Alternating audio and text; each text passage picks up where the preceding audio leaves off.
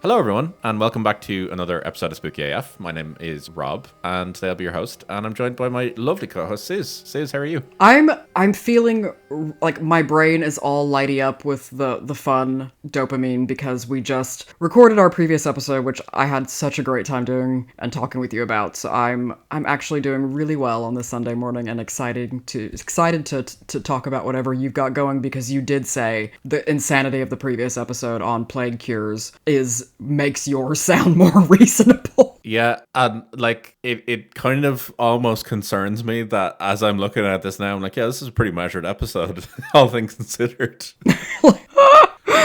Well, I was just gonna say, do we have any? Because I know last time I gave an Irish transport story. Do we have any other random non-paranormal updates or paranormal updates to give the peeps up at the beginning? I have a personal update that I'd be more than happy to. I recently got a VR headset, and what? Yeah, so I have been in the VR world exploring the International Space Station and things like that, and various other games and things like that. But it only just occurred to me yesterday that there's a whole world of paranormal and horror games out there that I can also play in VR now, that I'm really not sure if I want to go down that road. Well, Rob, you don't know this because it's never come up in conversation before this moment, but I have played a horror game in VR, and I can tell you how it went. Oh my god, please do. Please, let's immediately derail this episode before we even start. Oh yeah, so this must have been...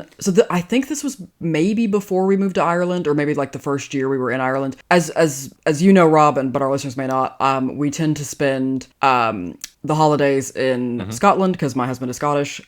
So we spend it with his family. Well, he has an uncle who is obsessed with getting all the latest and greatest tech gadgets and game consoles and all that, which is great. So, yeah, he's fantastic. Love him to bits. But so when we go over, he has games nights where he invites everybody over and we all kind of play with it, the new stuff he's bought and all that. So he got I don't know what kind of VR headset, but a VR headset, and it was the first time I'd ever worn one. And so he booted up a game that was, so I don't know the name of it, but somebody might, or if you ask ChatGPT, so it was a game where you are in a roller coaster cart, but it is a horror roller coaster, and you are being pursued by a serial killer clown, and there are other things that pop out and try and harm you while you're on the roller coaster. It's kind of like if Saw was set at a haunted circus and you have a gun, and so you're just shooting from the car and you have to make it through the ride. I got to the title screen, so you sit down in the car in the VR headset and the spooky music starts playing, and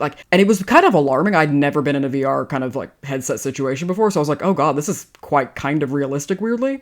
And just before the title screen pops up, this dead zombie clown figure hurls itself at you from the left side of the screen. I screamed in a room full of people, took off the headset and was I can't do this. You got done that video, the viral video that went around years ago of the car driving on the road and then the zombie jumps up in front of the screen. Oh my god, you mean the thing that gave millennial children nightmares for weeks? It did you dirty, yeah. Oh yeah. So yeah, I didn't even make it past the start menu of that game. Absolutely incredible. I'm here for this. Yeah, I am so excited to play some horror VR games. There's one in particular I've had my eye on, Phasmophobia, which is basically you go into a house in the dark, you walk around the house, and there's you have to find out what spirit or demon is haunting the house, what type, and there's progressively more paranormal shit that happens around you while you're there. So there's subtle things at first, stuff in the corner of your eye that's looking at you, or there's potentially writing on a mirror, fog, mist appearance, stuff like that, and then it progresses all the way up to full body apparitions and demons appearing and chasing you. Oh my god. Rob, I want to play this. So yeah, we'll have to get that sounds incredible. We'll have to get you and your husband to come over, and we'll do a night of scarring each other, seeing how far we can get. You're nope. Yeah, that's been my life for the last few days, and it's been very fun. It's been actually very, very fun. I was skeptical about the VR headset before I got it, and I'm so glad I did. Good. I'm really glad you're enjoying it, because that That sounds amazing. Like, I would love to play other games in VR, like non-horror. Like, I would love to play Breath of the Wild in VR. I would love to play Hogwarts Legacy in VR. Like, So like the one that I'm holding off on, and I'm doing it on purpose, is my favorite game of all time is Skyrim. Anyone who oh, Skyrim is a it's fantastic game. my favorite game of all time. I've put more hours into Skyrim than I have any other game, and I'm almost certain I've probably put more hours into Skyrim than I have any other game combined hours. I think I've easily put in over 2,000 hours into Skyrim over the like whatever it's been, like 14 years since it's come out. Damn. Are you a main quest guy or are you a side quest guy? No, I've completed the main quest once. I basically, when I first got the game, I played through it, did the main quest, and was like, great, now I know how the story ends. Now I can start playing the game. Yep, we are very similar players because like in Hogwarts Legacy, I've done literally everything except for like the thing you're supposed to do, whereas my husband did the thing you were supposed to do and has beaten the game. Like, I have explored every single part of that game and like multiple times yes. over. And I thought that I was 100 finished with it. And then I got a PC, and like I like over the last few years, I've like slowly built up a gaming PC, like built it myself, Yeah, you bought have. new parts, all that sort of stuff.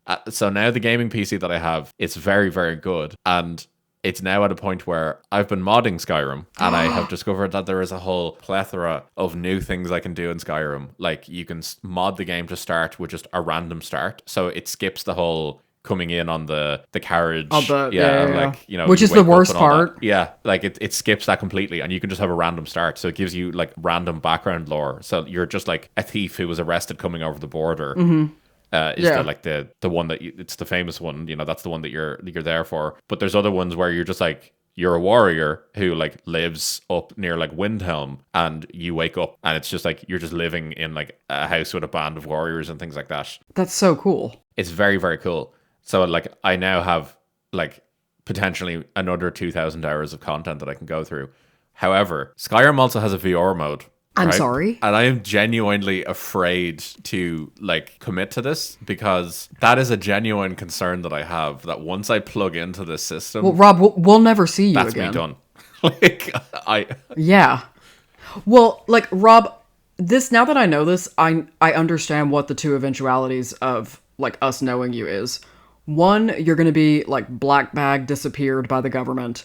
Or two, you're going to go into Skyrim VR. Either way, we're never going to see you again. Yeah, pretty much. It's going to be like that episode of The X-Files where I effectively just upload my conscious into a video game and I'm gone. Never come back. Or, hey, I mean, it could be fun. You could have a gay experience like in San Junipero. Yeah. Yeah, you know. Oh my god, speaking of game updates, I'm so sorry. Do you know that they have remastered and re-released The Sims 1 and The Sims 2? Oh my god. See, like, the children don't need TikTok. They need to be sat in front of a family computer with The Sims 2. Like, that is what children need. Yeah. Anything I think of the Sims, I immediately associate it with you, and I associate it with my wife, because the both of you are just like absolutely. Like, oh my god! Huns. Like, and the best thing about being a sim hun is that you are both like really invested in the design of the houses and the clothes and all that, but you're also equally invested in catching people you don't like on fire for the narrative. You are the only person I know that has managed to drop like fucking Sims lore on me, and you did it on the podcast where did I? You talked about some character who was like disappeared or something. Oh, Bella Goth. She ended up like Bella Goth. Everybody knows Bella Goth. There we go. But yeah, you fucking dropped some Sims lore on me. Some deep cut Sims lore. Yeah. Or like, you know, how the Sims games don't go chronologically. They go Sims 3, the original Sims, and then the Sims 2 with the Sims 4 being on an alternate timeline. Did you know that? I wasn't even aware that there was a Sims timelines. Oh yeah, like you kind of broken my brain a bit that there's a Sims timeline. I just assumed that it was just the same game made over and over again with like graphical. Well, that's the best thing, is that it's ostensibly a game with no narrative storyline. Like, you can do whatever you want, but there are through lines that make an overall kind of incredible lore. Well, maybe I'm gonna have to go off at the deep end now of the rabbit hole of discovering. Oh, you absolutely should. Like, I think there's a really good New Zealand content creator on YouTube named Izzy's. So it's like IZZZYZZZ.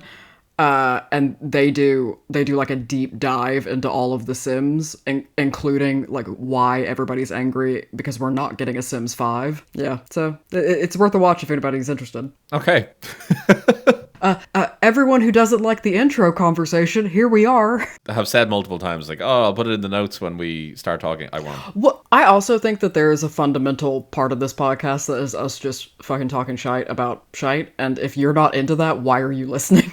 Today's episode is a fun one, and this one ventures into some strange potential lore for future episodes. So I've been on a bit of a detox recently of UFO cases between both the main episodes and the short episodes. I've been trying not to do UFO ones because I've been saving it for this one as my comeback into the UFO realm. Wait, Rob.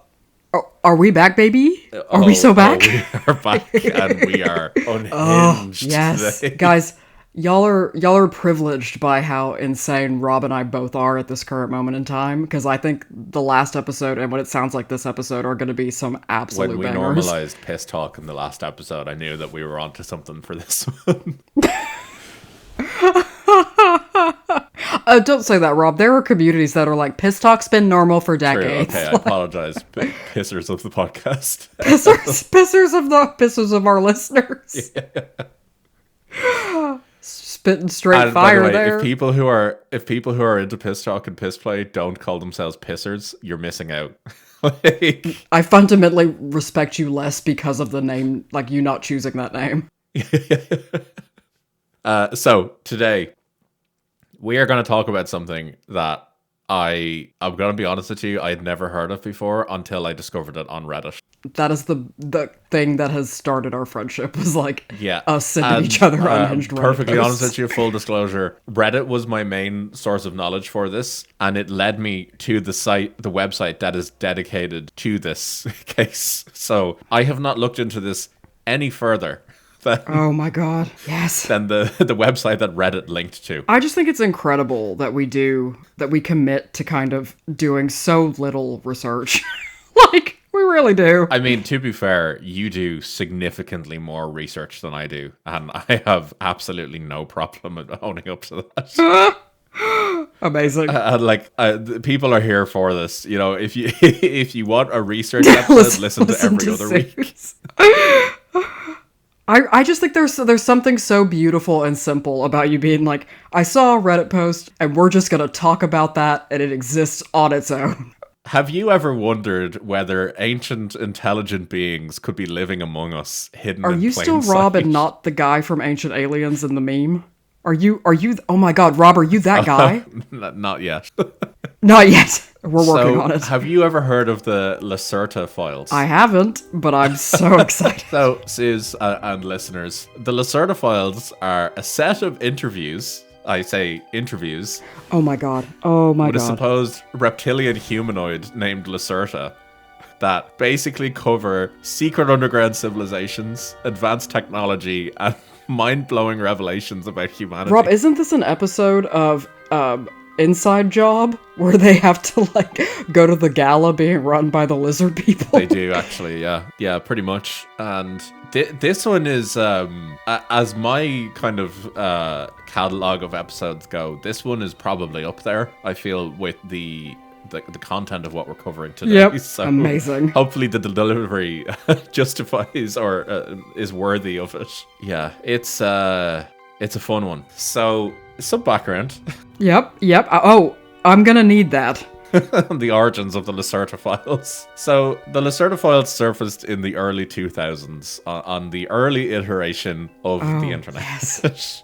And these conversations, as I said, they surfaced online, and they basically detail an interview that took place between Lacerta, who is a reptilian being, and a Swedish interviewer known as Ole K. Okay. So Ole and then K.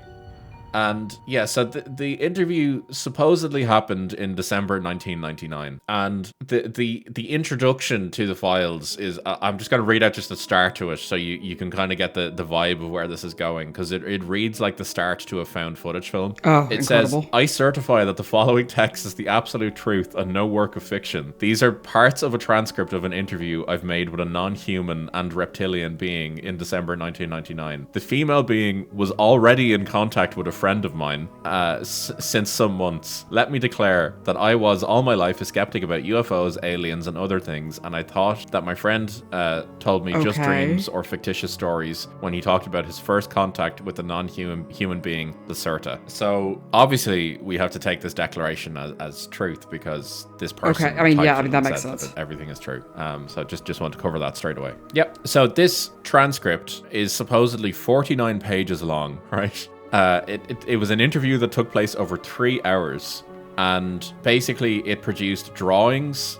This person was given drawings of Lacerta, what she looked like her biology and all that sort of stuff, and details of her technology that she had and all that. And he hasn't shared any of that. Well, it's because she bounced boobily down the stairs, I'm sure. It's true. Yeah, true. But basically the interviewer says that there is missing information, and they acknowledge that. But they basically don't want to reveal it because they don't have permission from Lacerta to reveal all the information that they were given. So the information that they're releasing is what Lacerta has basically okayed. So the original transcript was written in Swedish. It's now been translated into multiple languages. So the version that I'm reading was translated by someone called Chris Pfeiffer, but it's been certified as authentic, apparently. Okay, well, that's important. So basically this Ollie K person, their friend was in contact with a reptilian, and basically the friend was like, hey, do you want to come talk to them and maybe, record it? And they were like, yeah, absolutely. So they went and met at the end of December 1999 with this reptilian being. So according to Lacerta, her species evolved millions of years ago, long before humans, and they've been living underground to avoid detection. She explains it, and I have a quote here. We evolved naturally as a reptile species over millions of years. We prefer to live underground. We keep our existence secret from your kind. Okay, I have a question. Yep. Okay, so my question is, so they evolved from reptiles, but she is, yeah. But I'm imagining she's humanoid? Like so therefore so she's just this, so they evolved from both reptiles and apes? Like how is she not just a sophisticated velociraptor? So you're asking questions that, you shouldn't be asking. Basically. Okay. That's fair. I actually, in Skyrim, the Argonians, the lizard people. Yeah, no, that is literally what I'm thinking of. Yeah, so that's the image I want you to keep in your head going forward. That this is God. She's the lust of the Argonian maid, basically. I think is So they evolved from lizards, reptiles, and they're now reptilian humanoids that live underground in what is effectively also the Hollow Earth, which I'm not touching on today. We can't get into it. Confirms that as well. Yeah. No, that's too fringe for today's episode. So her account claims that her species chose to remain hidden because humans aren't psychologically or socially ready to accept their existence. And just gets... Well, that's true. Like, we're not ready to socially accept a woman president of the United States. Of course we're not ready to accept lizards. Very true. That's very, very true. So we're going to delve a little bit deeper into the big reveals that Lacerta has made about her species and human history. So I've kind of broken it into the three main reveals, I suppose, that she gives. Just to also emphasize, the website that this is on, it is a long transcript. I am talking multiple pages of questions and answers. So I am not going to touch on even remotely all of the stuff that's come out of it. I have basically just gone through that's three of the bigger highlights for me. And we can return to the Lacerta Files at a different time if people are interested in it. I'm quite happy to come back into it. I'm intrigued. So just to say, if anyone wants to know, firstly, one of the first questions that was asked is, how old are you? This isn't part of the big reveals. This is just in case anyone's curious. So just to Ollie check says, if she's legal. Yeah, exactly. Yeah. Is it legal to find her hot? So Ollie was covering off that straight away. So Lacerta says, we measure time not like you in astronomical years and in the revolving of the Earth around the sun, because we usually live beneath the surface of the planet. Yeah. Yeah, I'm like, they don't see the fucking sun. Yeah, so our time measurement depends on periodically returning cycles in the Earth magnetic field. And according to this, I'm today, and then it says her saying, let me calculate, 57,653 cycles old. I've reached my adult phase and my awareness 16,000 cycles ago. So according to your human timescale, I'm around 28 years old. Of course so she she's, is. yeah. Okay, Also, yeah. I said her name is Lacerta. She told Ollie to call her that. Right. She said that her name is actually something else in her own language, but that humans wouldn't be able to pronounce it, and that it would be offensive if we tried. So she said to call her Lacerta. Well, that's that was ripped straight out of Doctor Who. Yeah, it is. Yeah. So Also, every time you say Lacerta, I just keep thinking of Lacentra, so I just think of her as like a corner shop. So sorry, that's just what's happening in my mind's eye. yeah, that's fair. Yeah. And then the final kind of, I suppose, spark note bits before we get into the big reveals. Ollie asked if there's a special kind of symbol or something for their kind that they can be basically identified with. Mm-hmm. So she says, we have two major symbols representing our species. One, which is more ancient of a symbol, is a blue serpent with 4 white wings on a black background. Metal. Yeah, so she says that they have basically colors have religious meanings for them. And it's an older symbol that's not really used today. She said that it's kind of effectively what we would call now a dragon, is I suppose what it is. So we wait. We share a mythology with them. Don't you worry, I'm going to cover that. Okay. And yeah, so she also said then that the second symbol is, yeah, basically like a dragon shape, and it has 7 white stars in the middle of it. And she said that the 7 white stars are planets and moons, and they're a symbol for their former 7 colonies in the solar system. So Okay. I have a question here, because I need to know, like, so they ask her what type of symbols, represent her people or whatever. What symbols represent humanity? Like, what is a shared symbol that we would say to an alien species that, like, this is what we are? probably an assault rifle. AR-15. Yeah. Okay. No, that's fair. All right. No, you got me. You got me. Yeah. Ladies and gentlemen, he got her. Like, Yeah. So there's some of the bits there. So I just wanted to cover those off in case anyone was curious. So the big reveals, the 3 big reveals that I have pulled from the files. So number 1 is the influence on human development. And this is kind of touched on numerous times throughout the interview or interviews. And Lacerta basically claims that her species has influenced humanity in subtle ways over millennia. She says that many of your myths are based on our presence in ancient times. We were seen as gods because of our appearance and technology. She says that your ancestors drew pictures of us in their temples and pyramids. They worshipped us as divine beings, but their understanding of us was primitive and distorted by their imagination. So yeah, so she basically says, like, look, they lived among us at one point and have since retreated underground. Any thoughts on this before I continue? I mean, what do you want me to say, Rob? Like, Yeah. I mean, I just think that it's really convenient that, like, we're like, oh, well, it was ancient times for you people, so you just assumed we were gods, but yet we're, like, afraid of you, so we moved underground. Like, are we all powerful or are we not? Like, are humans a threat, or are they this kind of primitive nonsense species? I think it's more that we outpace them with regards to population. Oh, because we're fucking more. Okay. We've always done basically. that. Yeah. Yeah, we have. We're consistent of anything with that. So we're just it's like another feature of us, why were we so successful evolutionarily? Because, like, we're not particularly fast in the animal kingdom, and we're not particularly stealthy. It's just that we just have this endurance that we just keep fucking going. Exactly. Yeah. That's exactly. Got to get those numbers up. We keep propagating. We keep going. Yeah. Those are rookie numbers. Yeah. So that's kind of she's basically saying that they've been around and always have been. They're effectively the Illuminati, the lizard Illuminati. So then she goes on then to talk about advanced technology. So this is big reveal number 2. So her descriptions of technology, they sound like science fiction, I suppose, would be the best way to put it. She talks about throughout it that they have these machines that are able to manipulate matter and energy effortlessly, and is pretty much talking about kind of like anti-gravity technology and like ability to like mess with like wormholes and all that sort of stuff, and says that Right. our technology is far beyond anything your scientists could recreate. For example, we can create artificial fields to bend time and space around us.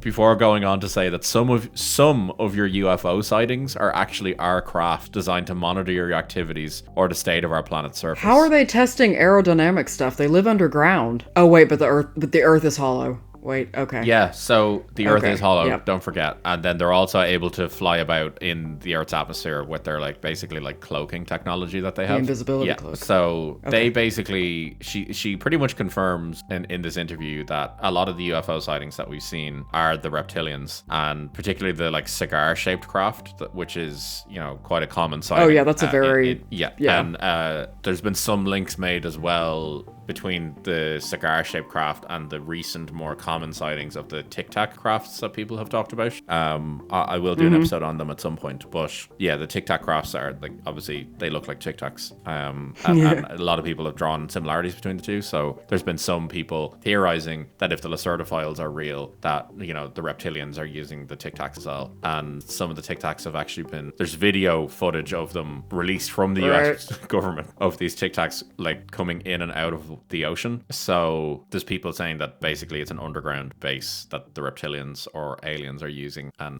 Rob, you know these episodes are so difficult for me. I know, and that's why I'm kind of just like, so I'm difficult. kind of just like glancing through all this.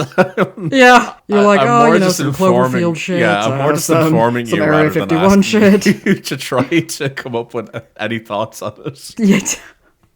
Because I know. Okay, that, no, fair enough. I know where you stand on this, so I'm aware of my audience. So I blitzed. Yeah, through I these stand on bits. the Earth that is not hollow. So that's fine. So yeah, so basically, a lot of people have drawn similarities there. Is what I'm getting to. Mm-hmm. But so the crucial thing though about this is that she pretty much confirms as well that some of the UFO sightings are theirs. But then she pretty much goes on to say that that's only some of us though. The other ones are other alien species that we don't know or don't engage with. I love that because it's kind of like, we don't know her. Like, yeah, that has nothing to do with us. She doesn't even go here. Yeah. I don't know who that bitch is. She doesn't even go here.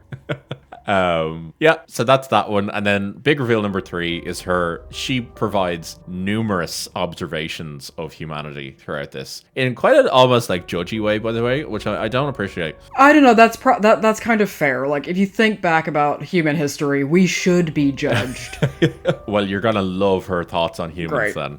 So she offers this kind of, I suppose, fascinating perspective on humans. She describes us as emotionally volatile, but filled with untapped potential. And she says in a quote, "You're driven by chaos and emotions, which often leads to destruction. Yet you have an extraordinary capacity for innovation and adaptation." Yeah, her tone is Yeah, so she's like cutting us down, but then building us back up a little bit. You know, she's trying to give us that glow up that we need. Yeah, she's dropped the like, "I'm sorry you feel that way." Well, yeah, but and anytime somebody's like, "Oh, but there's potential there," you're like, "Oh, so I just look like shit right now," is what you're saying. Yeah. And she even goes on further to offer some advice to humanity. So she says, if your kind could overcome fear and aggression, you'd evolve much faster and achieve a harmony that has eluded you for centuries. Yeah, like we've been trying to get on the Roddenberry timeline for ages. It's not working. We're going the other direction. It's a tough one for us to get over. It's like, bitch, you are pointing out the obvious. Yeah. So she's pretty grand in her statements in this. So yeah, she's saying that they've influenced human development, they've advanced technology, and basically we're shit as a species until we get over our own egos. And yeah, so she's kind of provided this look into her perspective of things. So there's that kind of blend of criticism, bit of fascination, and then like sprinkles of hope for humanity's future. But ultimately they paint this picture of what's effectively a hidden world far beyond what we actually understand as a species. And something that I saw someone talking about it on Reddit, and I actually kind of like what they said. He said it kind of leaves us to ponder whether such secrets could truly exist under our feet. I don't think it does, but I just liked it as a way to summarize that point there. Magma. We had to learn it. We had to learn it in school, my friends. We had to learn all the different layers, and like it's like dirt and then loam, and then like there's a whole series of like sets you can walk through. Yeah. Oh yeah, absolutely. So just to say also, this, I suppose, next part is to acknowledge that there are numerous skeptics to this, as there should be. myself included, realistically. With all due respect, which is none. Yeah, exactly. So this story obviously doesn't come without its fair share of skepticism, and critics have argued that the Lacerta Files are nothing more than elaborate fiction or an outright hoax.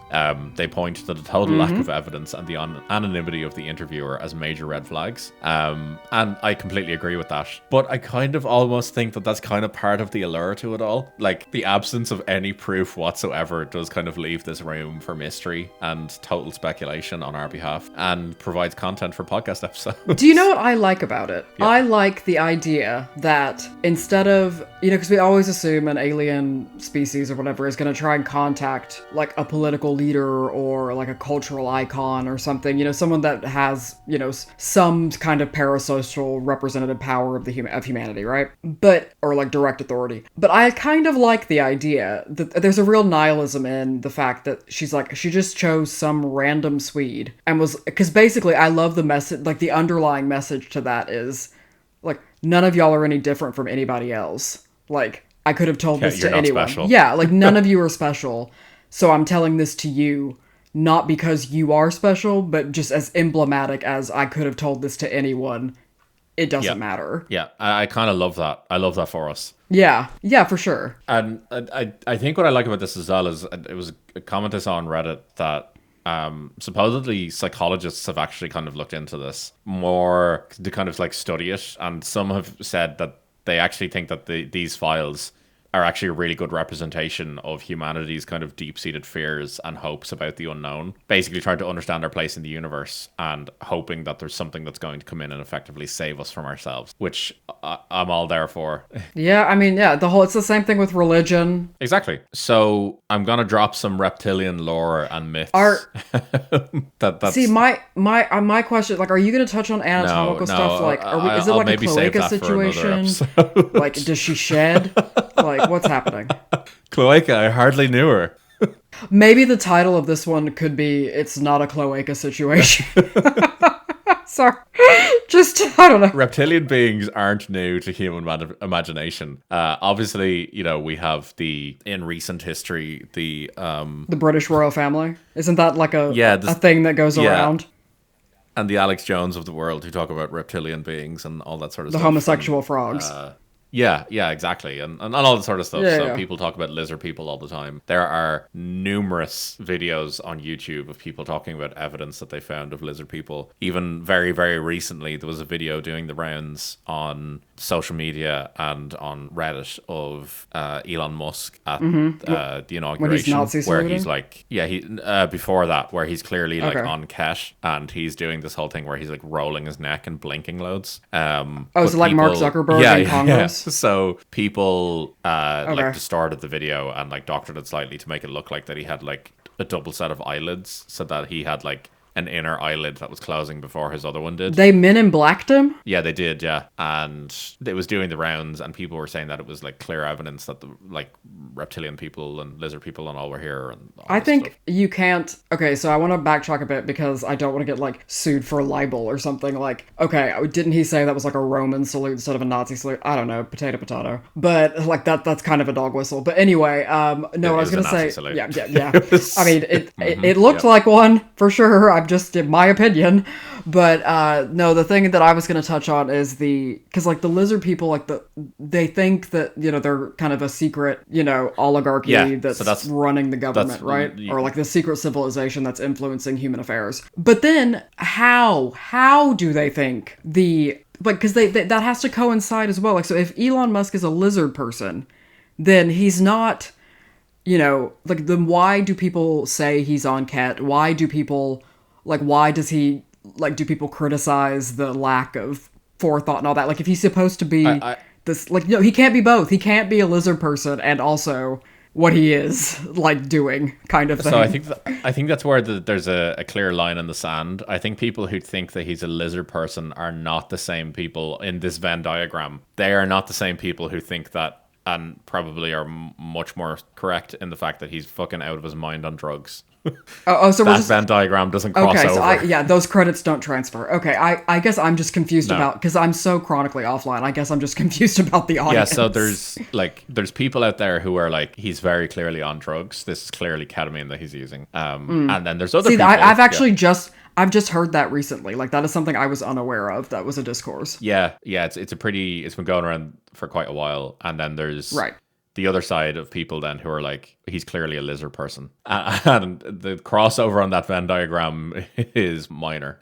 Yeah. Right, yeah, that's a very slim little section. I think the part that's shared on that Venn diagram is him secretly controlling the US government is the part. The shape of that centerpiece of that Venn diagram is like a Hollywood starlet who's just had her buccal fat removed. Yeah, it's a line. Like, that is the shape. Yeah. Yeah, pretty much. Yeah, it's like a concave, like, yeah. So that's obviously the current lore for reptilians, but conspiracy theorists and people who believe in lizard people will also point to myths and legends about serpent-like gods and creatures. So there's the Naga in Asia.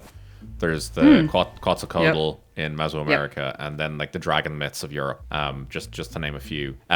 So obviously these myths are here to kind of give an understanding of humanity and our like thoughts and things like that. But others have said that they could be echoes of this kind of ancient truth that's tied to the Lacerta narrative. So if we're to assume that this is correct, like what Lacerta is saying is true, Lacerta herself has said that my kind has been mistaken for mythical serpents and gods throughout your history, but these myths are merely distortions of encounters. So it's the opening scene in Star Trek Into Darkness. Exactly. Yeah.